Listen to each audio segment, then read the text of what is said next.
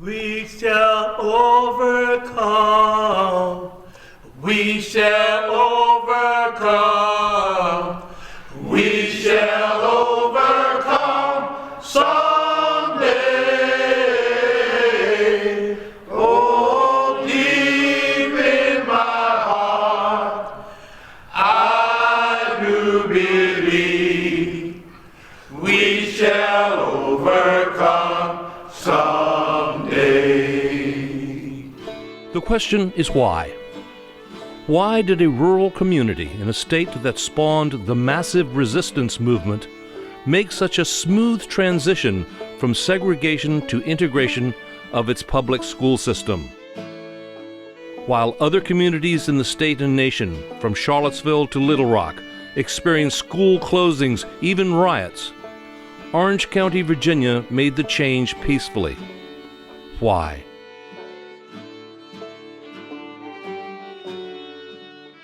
Certainly, there were difficulties. It took the county 11 years to change, but change it did. We shall overcome someday.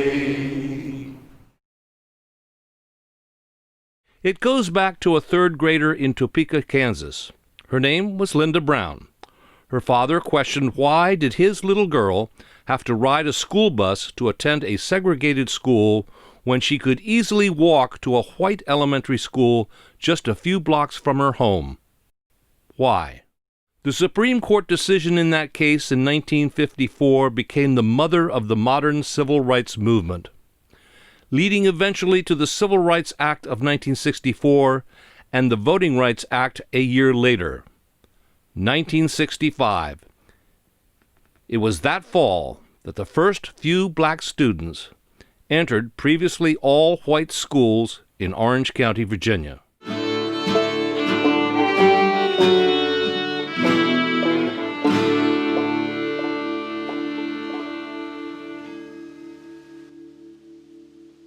In preparing this documentary, we interviewed several students, 2 parents, 2 school administrators, a school board member, and a teacher at the time. And not one can remember any racially charged incidents regarding the desegregation of Orange County schools. That doesn't mean it didn't happen. It may have. They just didn't see it. We asked every one of them to rank the desegregation process on a scale of 1 to 10, with 1 being the worst and 10 being the best. And they all gave Orange County, Virginia 8s and 9s. Why? It was not a bad experience. I think it went along extremely smoothly. It was very smooth. And right off the top of my head, I'd say 9. And it was very exciting. I was at the right place at the right time. I was so delighted and thrilled and pleased that Orange County did not follow that route. Generally speaking, for a story to be interesting, it needs conflict. But here the story is the lack of conflict. And so we ask not what, but why.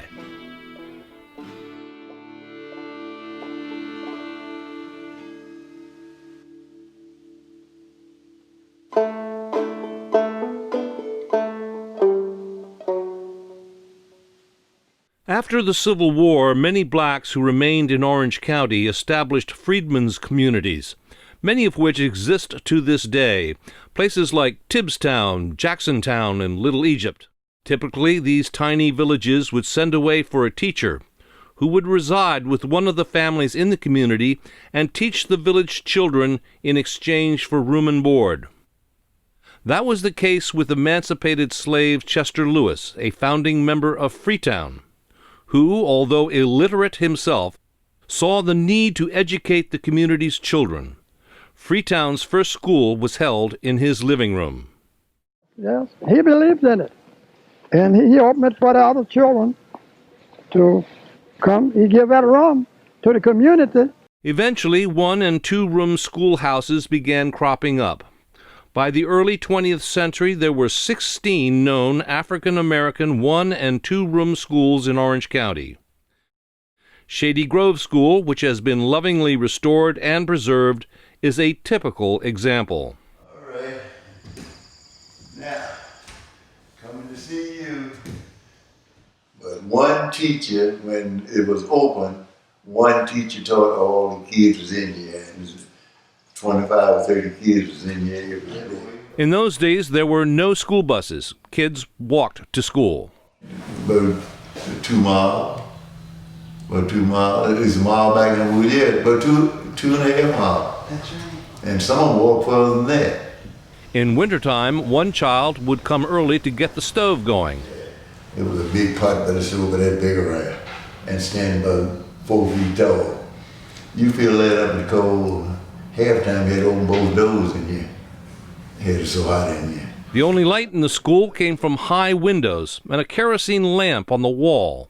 Lunch was prepared by a kindly neighbor. It arrived in a milk can. Oatmeal, white beans, biscuits, and if you got a roll, that was a bonus. Fresh water came from a spring in the woods, and if you had to go to the bathroom, you raised your hand and you went outside. That was the outdoor facilities. Rebecca Coleman attended the Monroe Woods School. Later, the colored Orange Graded School. When I went to school, there were 4 classes in one room at the Monroe Woods School, and there was one teacher. So you were not getting the proper attention that you needed to really learn. Actually, we had outdoors toilet facilities. The children had to bring in the wood or the coal to keep fire in the stoves. We would clean up. For a little while, we had a little kitchen at the end of the old school, and the teachers would cook the lunch for us, and the students would help to serve it. It was a lot of responsibility for the African American teachers, but by the same token, they had the attention of the students, and they learned. And I think today that because of that lack of discipline, it has created quite a few problems. Although there were numerous 1- and 2-room elementary schools for African Americans in Orange County, secondary education for blacks was practically non-existent until the establishment of the Lightfoot Training Academy, named after legendary educator Isabella Lightfoot. The Training Academy was followed by the Orange County Colored High School in the late 1930s through the late 1940s. All of these schools were separate, but hardly equal. They had 2 rooms, and they had from first grade to senior year. They were in 2 rooms, and you wouldn't believe it. This in the 20th century, what went on? It was just terrible. Oh, definitely not equal. I had to walk to school. I've seen the bus with the white children on past my driveway, which is right now in front of the house here. Whether it rained or snow, we had to walk to school. Monroe Wall said, we're going to be under the gun. We've got to build a new school. And so Monroe and I became the 2 most liberal guys that ever lived. And we built a new brick school, which the African American named it Prospect Heights. And the old school, they tore it down. Fortunately, I'm glad they did, because I hate to admit that I lived in an area where they packed in 11 grades into 2 rooms.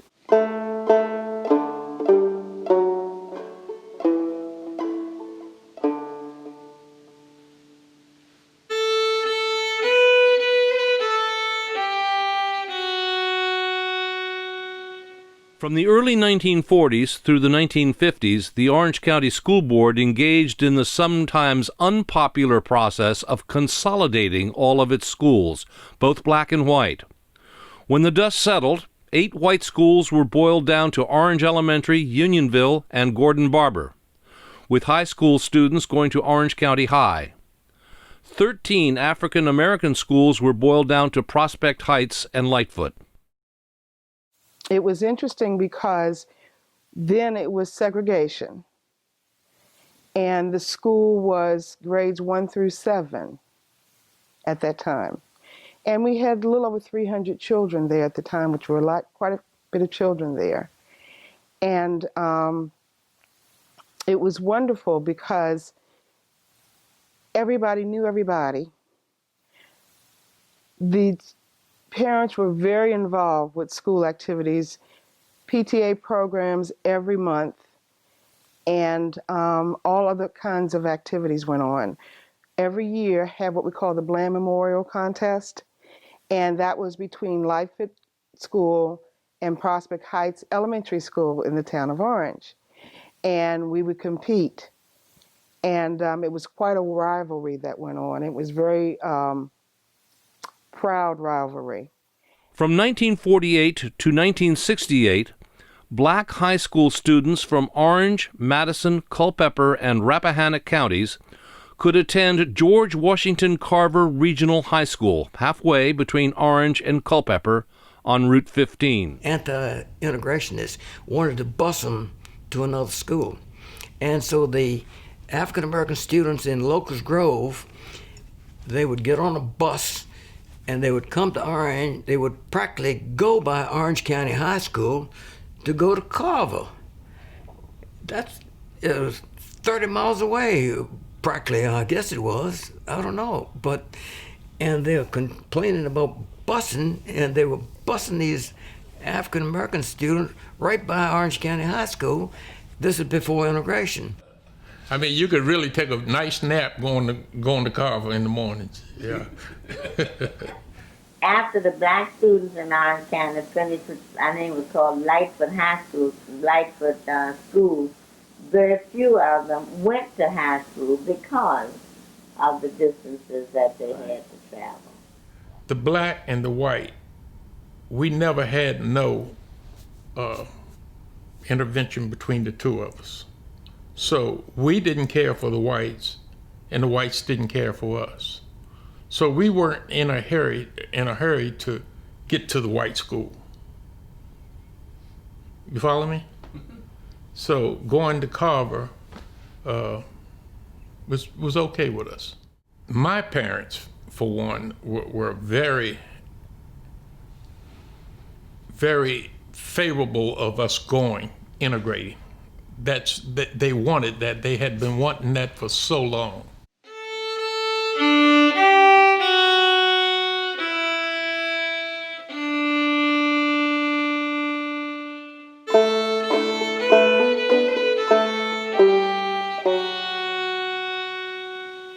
Along came integration, and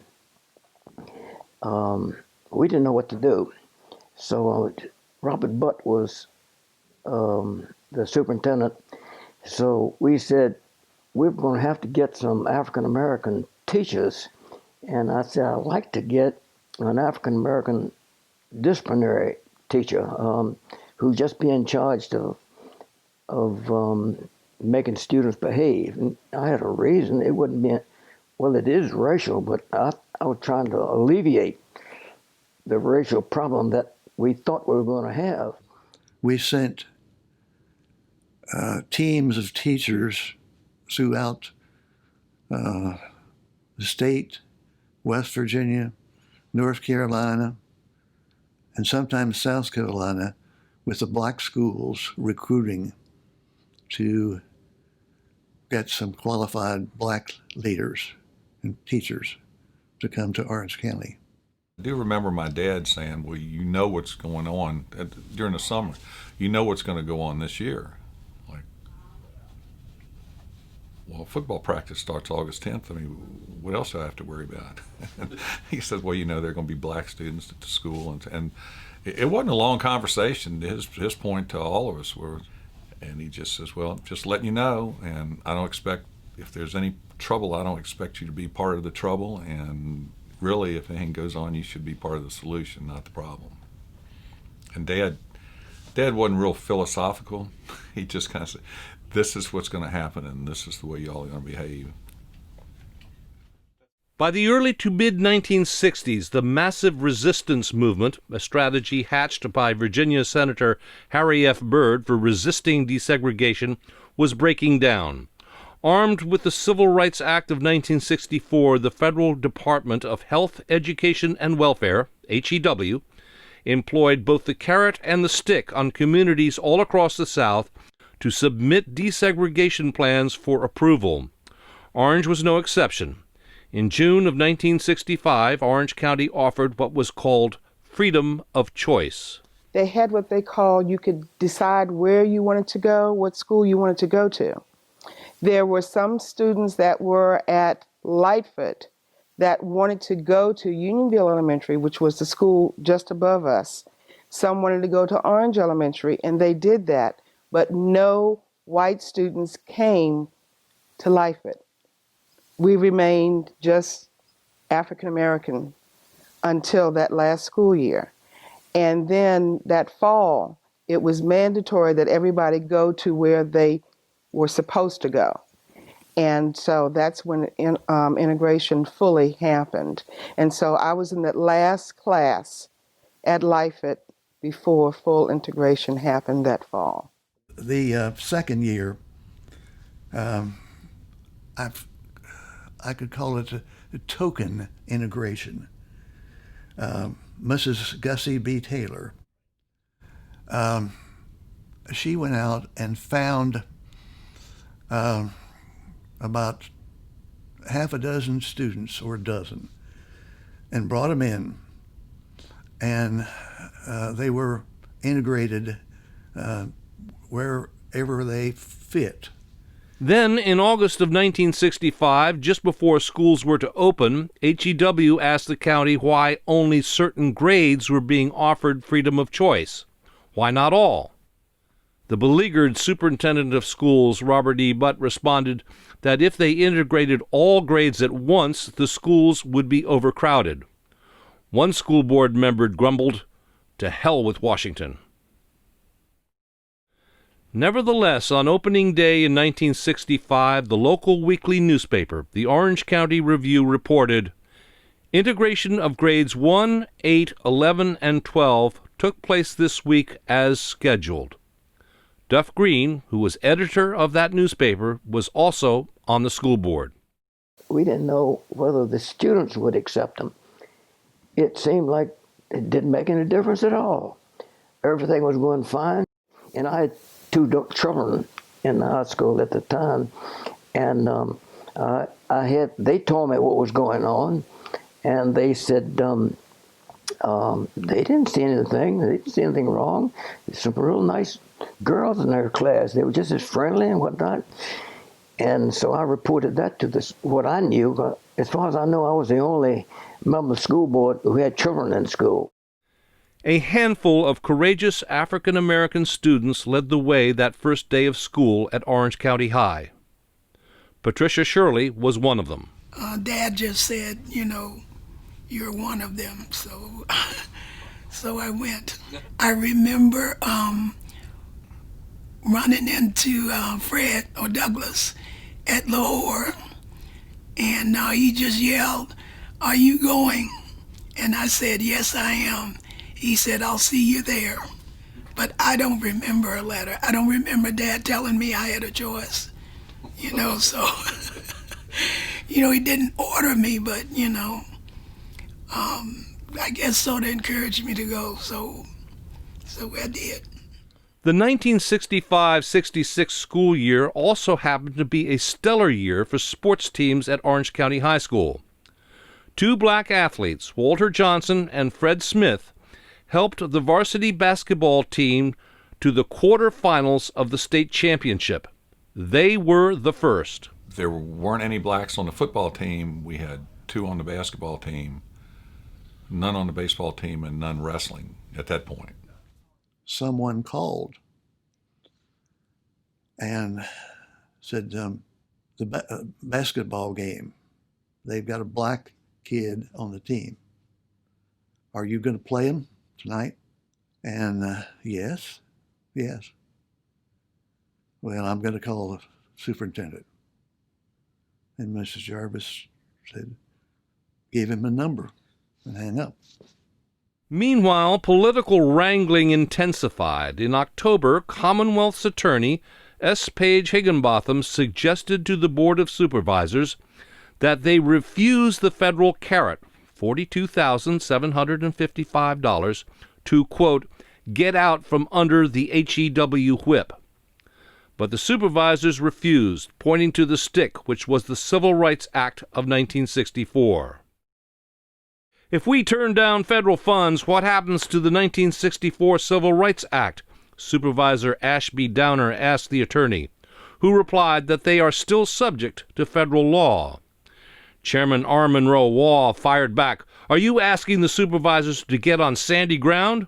We'd be sticking our heads in the noose."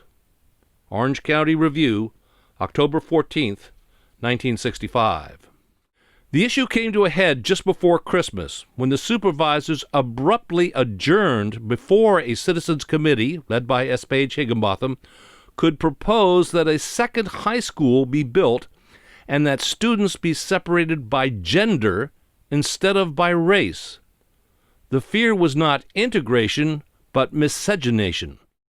And one of our prominent members said, "Well, Gussie, suppose we built another high school and have all of the boys go to one and all of the girls go." See, that was the main thing behind it all. And all of the girls go to another. And when Miss Taylor got upset, she was stamping, no, indeed, we don't need another high school. They're all going down there together. Now, if that individual could have proposed that, the Board of Supervisors would have found money to build another high school. But she was definitely against it, and she sure would have had the black community with her. Why two high schools? But now, as far as I know, that never left the back part of that courthouse, because the courthouse was jammed. By the end of January, the supervisors applied for a $1.6 million loan to build a new Orange Elementary School and put an addition onto the high school. In February, the Freedom of Choice letters went out again. In compliance with civil rights directives recommended by the Department of Health, Education, and Welfare, a plan for desegregation of the school system has been put into effect to operate the schools in all respects without regard to race, color, or national origin, and all public high school students will attend Orange County High School, said the Orange County Review on February 17, 1966. The newspaper article goes on to say George Washington Carver, serving Orange, Culpeper, Madison, and Rappahannock counties, will close. In April of 1966, Fred Smith, one of the first 5 seniors, dispelled any concerns that the African American students could not succeed academically. A year later, Phyllis Hyland was cited for academic excellence. In June of 1966, the first 5 African American seniors at Orange County High School were awarded their diplomas. During that summer, the kids continued doing what they always did, which was to play sports. You might say that true integration was not achieved in the classroom, but on the playing field, the basketball court, and the track. Well, as a child, we used to play baseball in my backyard, and Roy Walker and Sammy and people from the other side of town would come over and play. I mean, we just played. It was a game. You know, it wasn't black versus white or anything. We just played. And we would go when Carver would play football or baseball and we weren't playing, we'd go watch them. When we went to play basketball, it didn't matter what color you were. We just teamed up and played ball. That's all we had in our mind was playing ball. If it hadn't been for Chuck Mason, I wouldn't have gotten on the team. See, during the summers, we played basketball everywhere. And Chuck was involved when we played, and we had a good time. I had played with Kenny.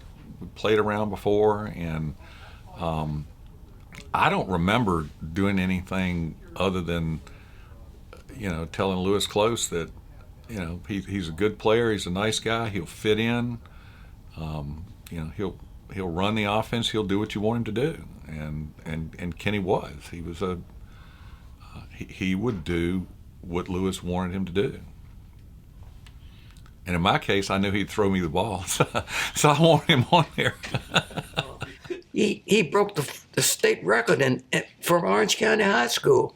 And so they were helping us in football, and immediately, particularly girls track, and I remember those little girls, and I found they were at a relay team. They won first place in every meet in the 100-yard dash, 220, 440 in relay. And there were 4 girls, and I remember the relay team. I call them the 4 wins. But it breaks down that barrier of communicating with each other. You found that the white students cheered the African American young men or young ladies on as well as they did the white students. So I think they found themselves lacking in supporting each other in spite of.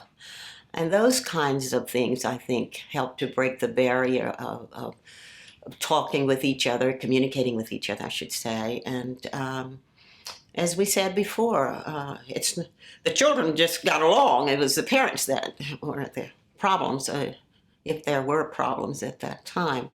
Warren Widmeyer came to the Orange County public school system from West Virginia in 1964. He taught 8th grade science and reading.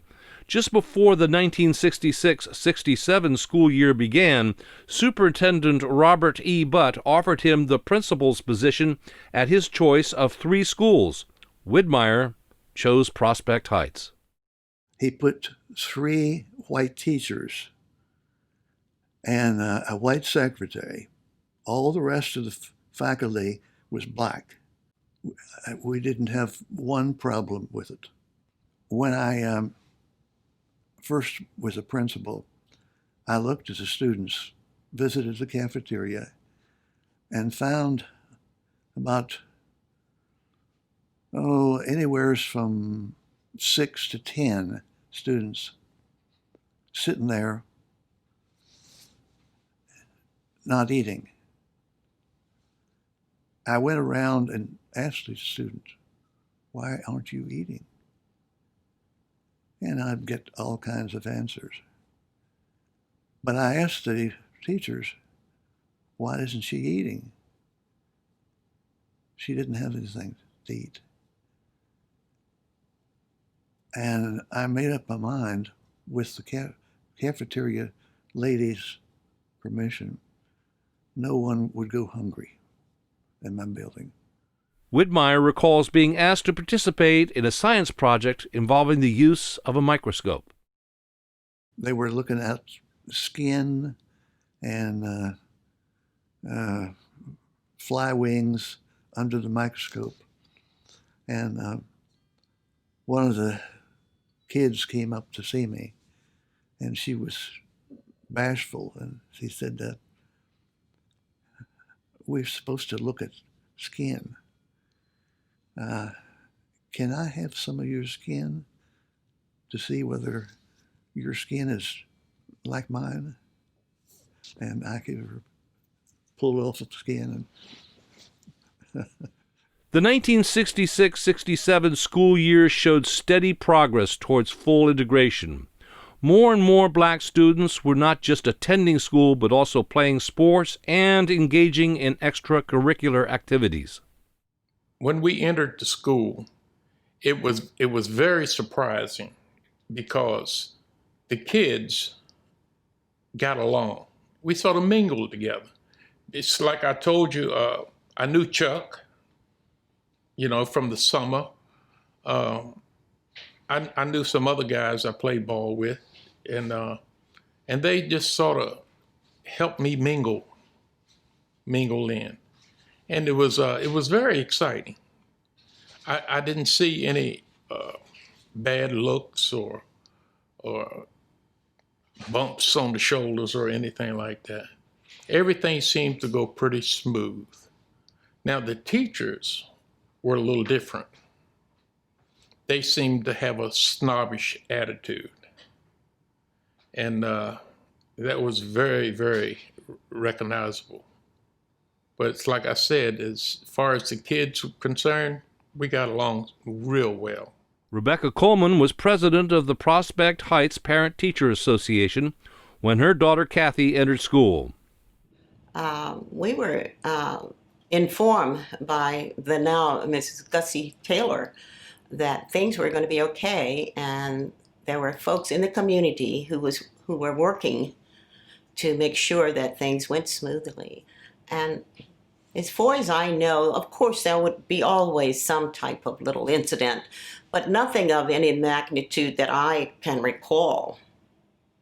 I think the adults, by watching TV and listening to the news about integration, they were a little apprehensive about their children taking this route. And I think that, of course, being adults, we have experienced more and had a different interpretation of relationships than our children.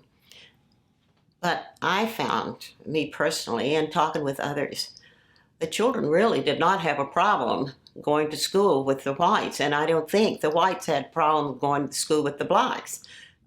It relieved me, I can only speak for myself, personally, that when I sent them off to school in the mornings, that they were going to be taken care of, the teachers were going to treat them fairly. They came back with good times that they'd had in school. And it kind of relieved the pressure of them going off into this environment. Kenny Adamson was the first black to work for the A&P grocery store in Orange. And although he experienced no problems with his fellow white students and teammates, the adults were a different story. And by me being close to the kids in the school, they loved to see me there. But their parents didn't care too much for it, But I would, carry the groceries out to their car and just being mighty pleasant with them. And the kids would introduce me to their parents, and the parents would look at me and just, But it was very interesting. There were some white parents that didn't care for it. They didn't care at all for it, and. Just give you a little example of what I was saying about when I went there and was mingling around, there was this young lady and I who got together, and I guess you can just say we were going together. We were boyfriend and girlfriends. But her parents were very racial. And when they found out about her and me, they beat her pretty bad. Yeah.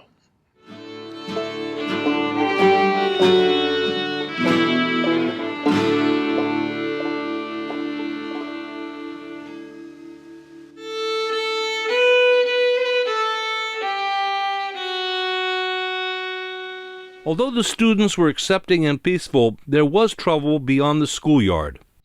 I had a teacher that come to me, and she was wild. Somebody had been looking in her window, and she thought it was a Ku Klux Klan.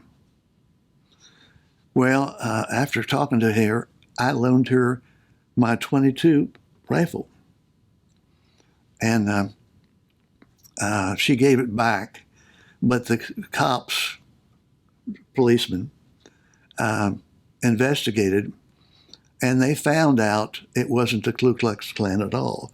It was a mentally disturbed man that lived on his street. In October of 1966, a cross was burned in broad daylight, prompting a letter to the editor of the Orange County Review.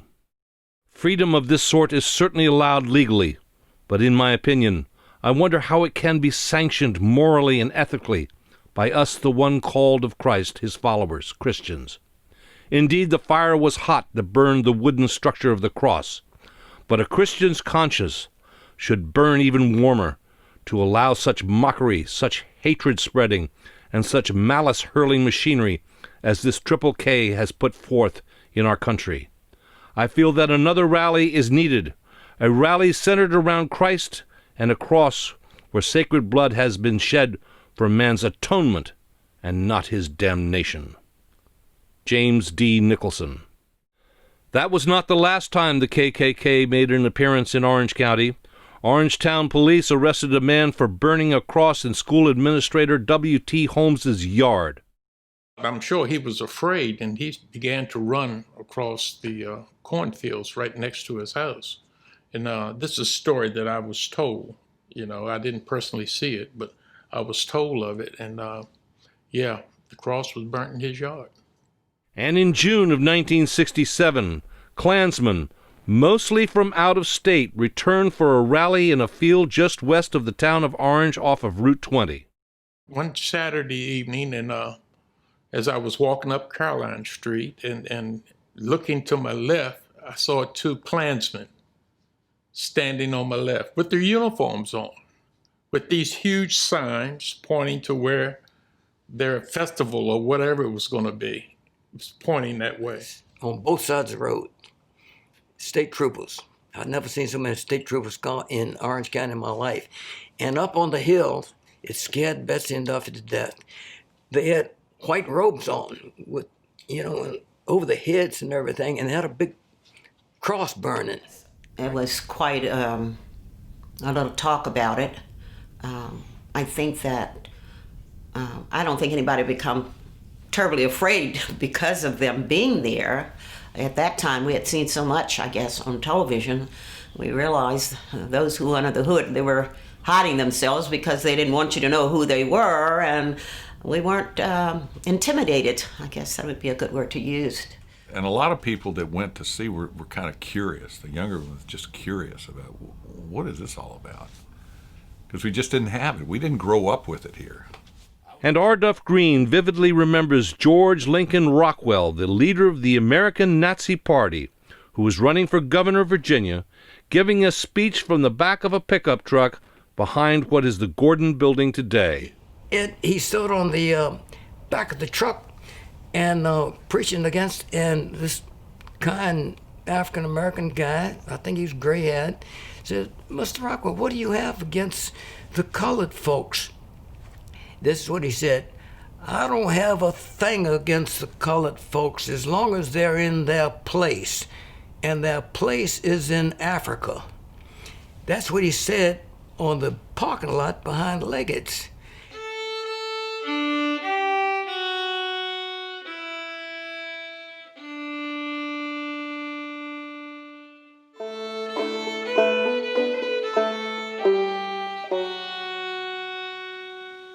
Despite agitation from outside the county's boundaries, progress toward full integration continued. The last all-black classes at Prospect Heights and Lightfoot graduated. They would go to Orange County High School in the fall. During the summer of 1967, Prospect Heights hosted a Title I summer school program for the educationally disadvantaged. In a brilliant move, Superintendent Robert E. Butt and the school board converted the previously all-white Orange Elementary School on Bellevue Avenue into an intermediate school. He put Warren Widmeyer in charge. I had all the 6th and 7th graders, both black and white. And that was a good year. The first day I had a fight. I trimmed him, paddled him, and then I called his mother and said, "Your boy has been fighting, and he got a paddling." And she thanked me, and we went on. My second year, there was a dance, and I was on the door, smelling. And we had several black couples come to the dance and go home. We had no problem. Ruth Mallory Long remembers her first day at Orange County High School. It was interesting because I ran across things that I had not been exposed to. One thing, and it sounds sort of strange, but I didn't know what it was. I remember going in the bathrooms, and there was writing on the walls. And I also noticed that there was writing in other places. And I had never seen that before. So when I came home, I mentioned it to my mother, and she says, that's called graffiti. And I said, well, we don't have that life, and I've never seen it before. She says, no, because we never wrote on the walls. We had better discipline in the African American schools, and I think today that's so lacking. It certainly stops students from learning. If you have confusion going in the classroom, going on all the time, that's not good.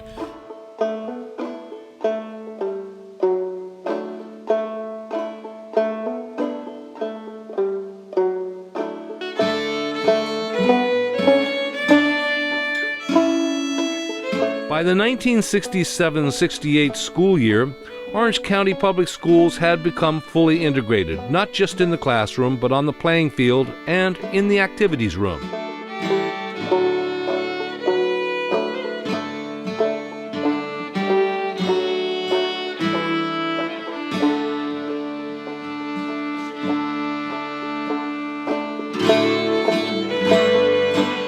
Integration continued and continues to be a work in progress. When Superintendent Robert E. Butt was lured away by Loudoun County, his replacement, Renfro Manning, found that some students of both races were not attending school. The problem was that a lot of the both black students and the some of the white students were fearful of coming to school. They didn't want their little children to come. They figured it'd be a wild place, and they were fearful of integration. The solution? If you can't get the kids to school, bring the school to the kids. In this case, retrofitting school buses to be mobile classrooms that travel to community centers and churches throughout the county. The program earned the school system a top 100 ranking.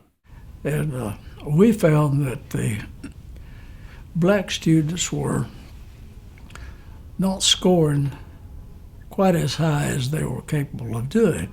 And we began to work on that in a number of ways, and that began to pay off. Just like the white community, the ones with the parents who were concerned with education and so forth did real well, and those who didn't care didn't do so well. About 25 years later, in 1992, the Orange County High School football team had to travel to Tazewell to play a state championship game. The players couldn't help notice a sign at the entrance to the town. Talking about African Americans, do not let the sunshine go down on your head in this town. The team asked the coach, go in this restaurant. They had to stop and eat. Go in this restaurant and find out if they'll serve all our kids or none of us will go.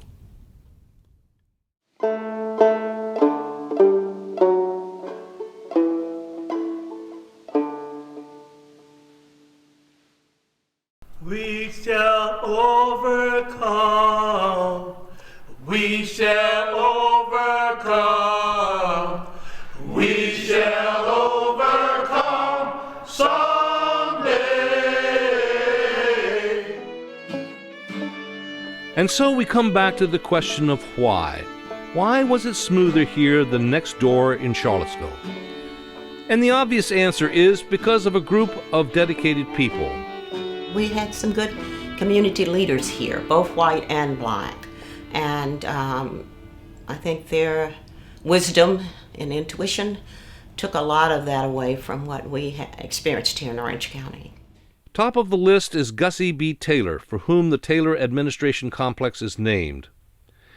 A native of Essex County, she came to the Orange County school system in 1925 as an elementary school supervisor and retired from that same position after 42 years of service.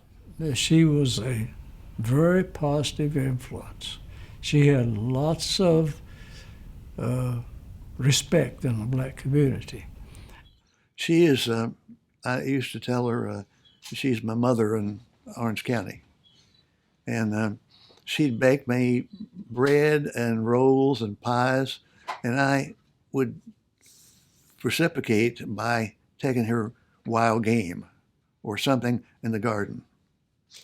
And she'd come back long after she retired, bringing each one of the school board employees a quart of oysters.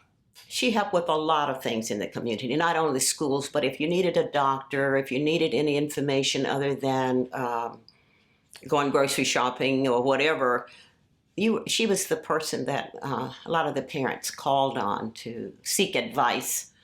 That was the wonderful thing about segregation, let's put it that way. It wasn't very many wonderful things about it, but you got to know the teachers and the leaders of the African American community. Gussie Taylor was a member of the church in there in Orange. She would visit the other churches. She would come to your home. We knew her. We knew the teachers.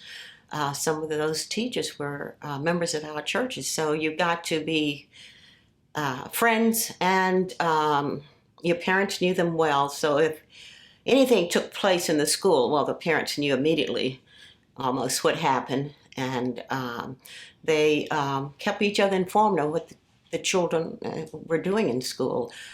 Gussie Taylor was active in a local social organization, first known as the Orange Goodwill Health Club, later the Orange Health and Cosmopolitan Club.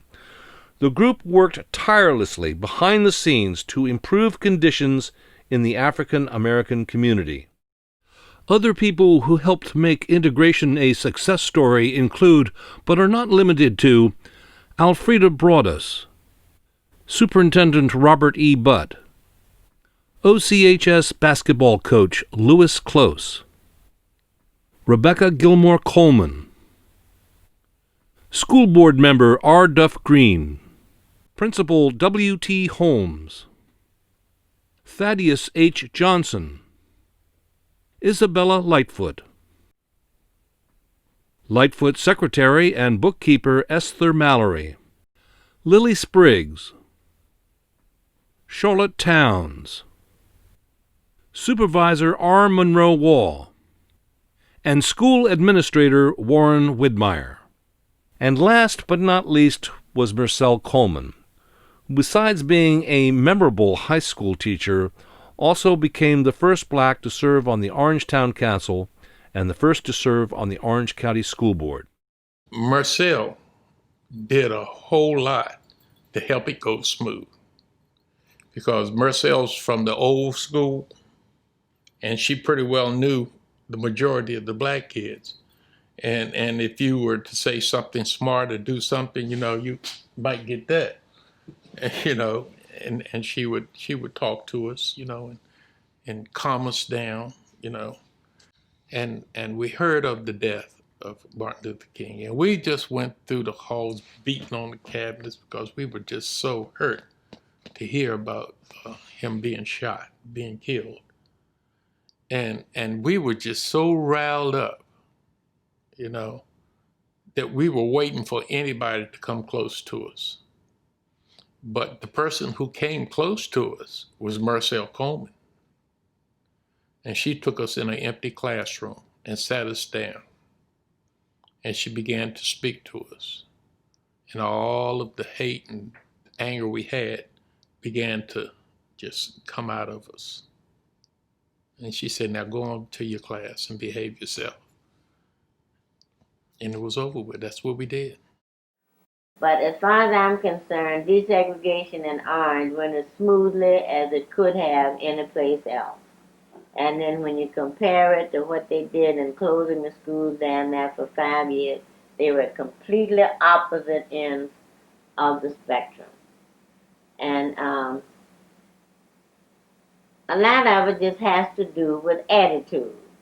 And you can't legislate people's attitude. You can't make me like you. But because of my relationship with you, how I treat you and how you treat me, those are the things that bring people closer together. Another major player in this success story was not a person, but a newspaper. Owned and operated by the Green family, which includes Duff Green, the Orange County Review not only covered the desegregation story, but subtly helped African Americans feel they were a part of the Orange County community as a whole. The paper wrote articles and published photos of new minority-owned businesses, of blacks and whites working side by side, of weddings and engagements in the black community. It sought contributions for a regular column called The Colored News, and included the political opinions of blacks in a regular feature called What You Think. But the real heroes of the integration story of Orange County, Virginia, were the kids themselves. They led the way. Kids, now just the kids themselves, I would rate it 8, 9, because we interacted. We didn't worry about racial issues.